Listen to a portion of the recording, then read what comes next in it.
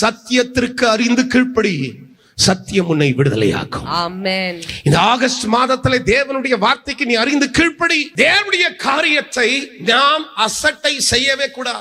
ஆராதனை நேரத்தில் ஆராதனைக்கு வா, ஜெபிக்கிற நேரத்தில் ஜெபம் பண்ணு, வேதம் வாசிக்கிற நேரத்தில் வேதம் வாசி, செய்தி கேட்கிற இடத்துல செய்தி கேளு. நீ உன்னுடைய பொறுப்புகளை எடுத்து செய். உன் காரியத்தை அப்படியே நீ ஐடென்சிக் வேலை பண்ணாத, உண்மையா இருக்க கற்றுக்கோ. ஆகஸ்ட் மாதத்துல so you need to learn to be truthful and faithful to God in everything, little things, then you will be blessed in the city and blessed in the country. Come on, say hallelujah. இந்த நாட்டிலே நீ ஆசீர்வாதமாய் இருப்பாய். ஆமென். உன் வீட்டிலே நீ ஆசீர்வாதமாய் இருப்பாய். உன் வேலையிடத்திலே நீ ஆசீர்வாதமாய் இருப்பாய். சொல்லுங்க hallelujah.